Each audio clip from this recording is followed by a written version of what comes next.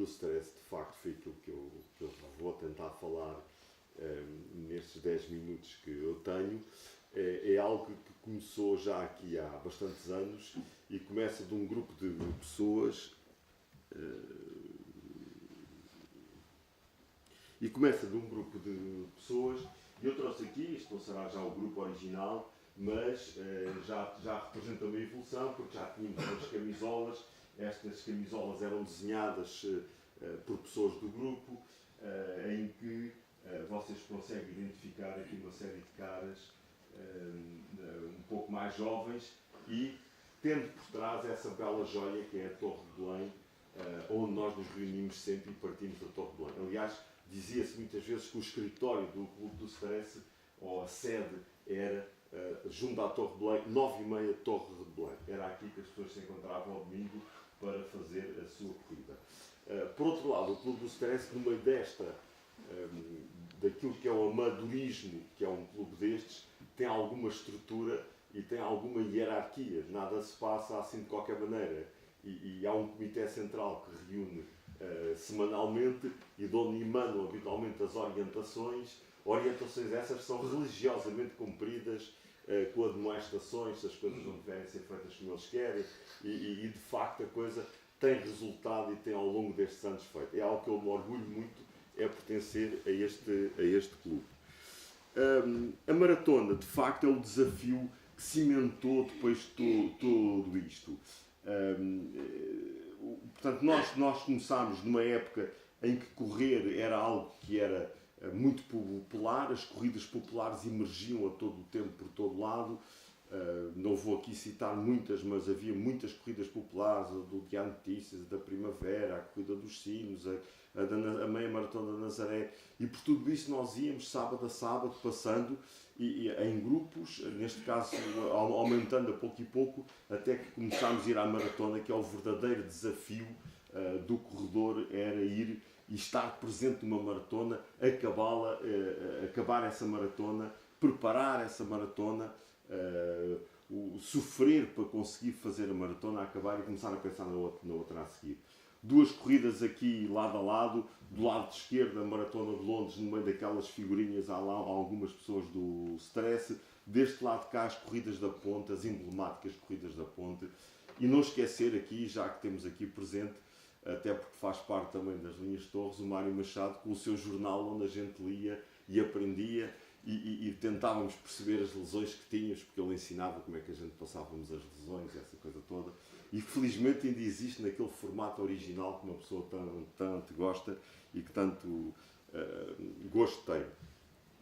Os 42,195, esta é a distância que nos une, é a distância da maratona. Há aqui uma coisa engraçada que é a Maratona de Londres, que é aquela que está à esquerda, foi aquela onde foi fixada a distância dos 42,195. Muitas pessoas podem pensar, mas que raio de número, como é que se arranjou este número? Porquê o 195? Porquê é que não era 42? Ou porquê é que não era 40? E de facto estas dúvidas começaram. Quer dizer, posso dizer que as primeiras maratonas olímpicas, a distância começou por ser 40, depois foi 41. A distância maratona supostamente será a distância que unia a cidade de Maratona, ou o sítio chamado Maratona, onde os gregos derrotaram os persas, e que foram depois a correr, chegar a Atenas, dizer que tinham ganho a batalha. O tal, o célebre soldado Filipíades morreu depois de ter anunciado ganhámos e caiu para o lado, depois de ter feito supostamente os 42 km.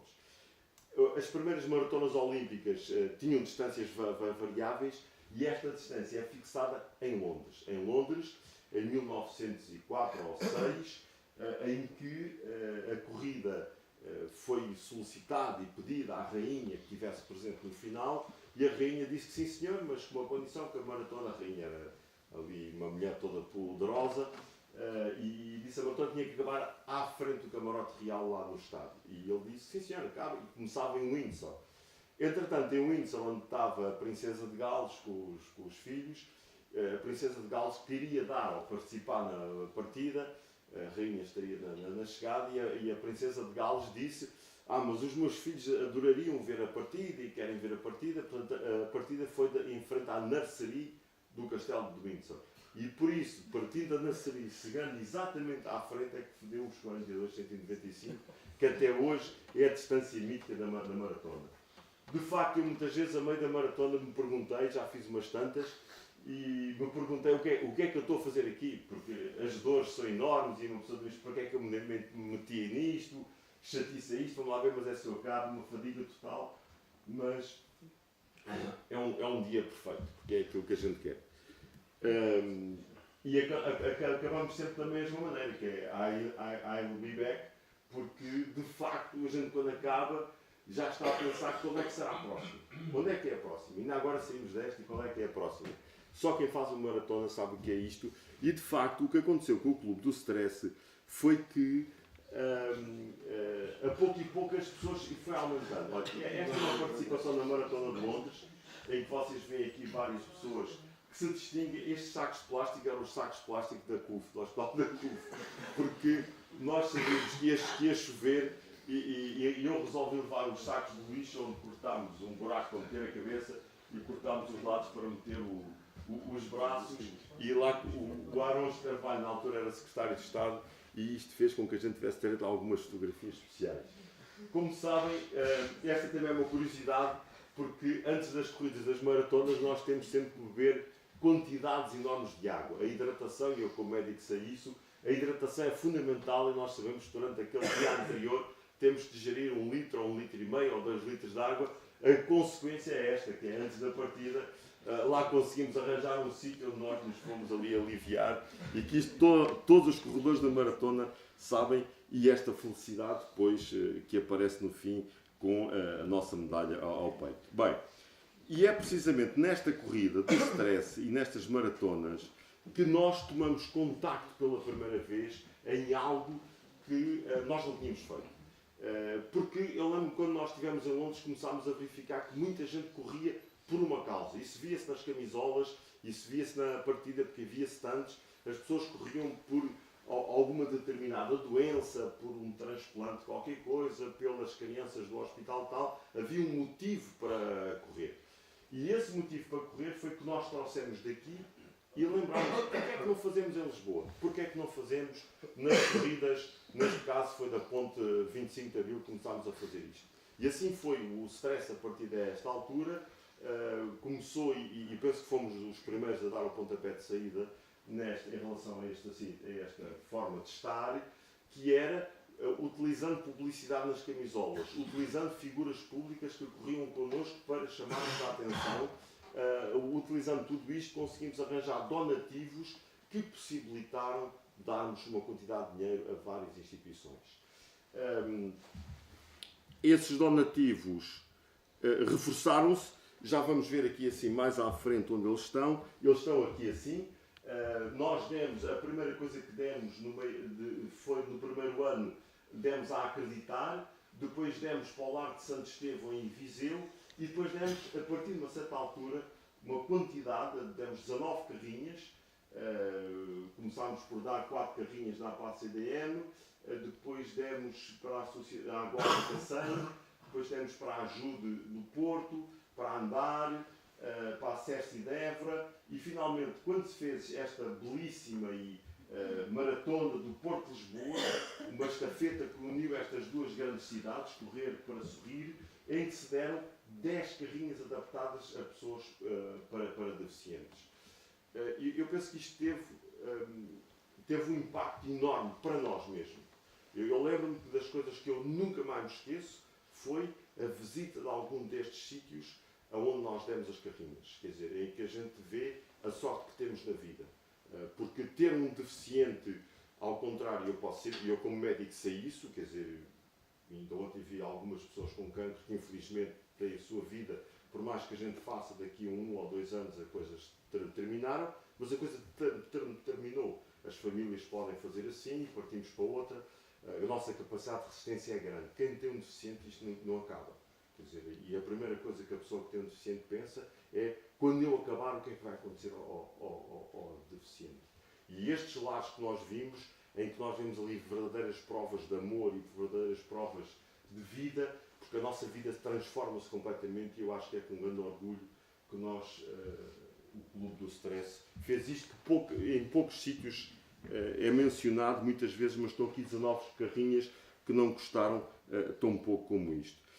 Isto teve aquelas 10, que é o número maior.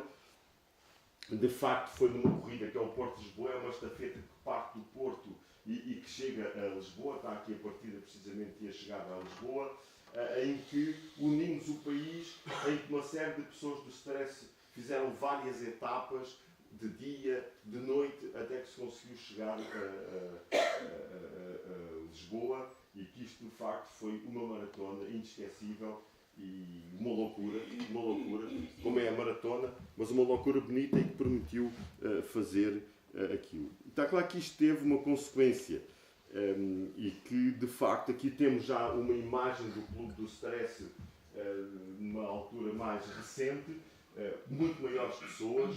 O Clube do Stress hoje em dia é dos clubes portugueses que mais pessoas correm a maratona. Corremos a maratona não para competir e para fazer as 2 horas e 7, mas para chegar ao fim. Temos pessoas que correm em tempos fantásticos, temos outras que correm mais lentos. Eu posso dizer que faço a maratona neste momento em 6 horas e meia, metade a correr, metade a caminhar, mas lá consigo chegar ao fim, que é esse o objetivo. E fruto de tudo o que fizemos, eu não podia deixar de trazer aqui a comenda que foi atribuída ao Clube do Stress e que de certa maneira premiou toda esta atividade que nós tivemos. As linhas de Torres é outra ação muito bonita em que o clube está envolvido. Portanto, as linhas foram, e melhor do que eu, pessoas aqui especialistas nesta matéria, irão falar e irão descrever o que é que eram as linhas, ou o que é que são, como é que elas apareceram, o que eram. As linhas de Torres era algo que eu também li alguma coisa sobre as linhas de Torres. Fazer passar nestas alturas uma mensagem em 7 minutos e meio, acho que era isto, se não, em uma mensagem entre Santarém e Peniche, que era onde estava a primeira fase das linhas de Torres, era algo fantástico que permitia aos vários fortes passarem mensagens de uns para os outros e fazer com que os sistemas de defesa fossem aperfeiçoados perante forças de grandes dimensões. Há uma coisa aí, complemento, e isto que era as linhas de Torres, depois na sua ponta, junto a Santarém, eram completadas pela Marinha do Tejo, que dentro do Tejo fazia também uma espécie de defesa com o que nós tínhamos e o que havia, e portanto daí a Marinha teve aqui também um papel nesta porção, assim como teve outro papel, quer as comunicações eram feitas habitualmente por oficiais de Marinha, ou gente ligada à Marinha, quer da Royal Navy, quer da nossa Marinha. Eu penso que vou ficar por aqui. Queria agradecer uma vez mais esta oportunidade, não sei se cumpri o tempo. Ultrapassou um bocadinho. Mas Você vai agradecer uma vez mais. Muito obrigado.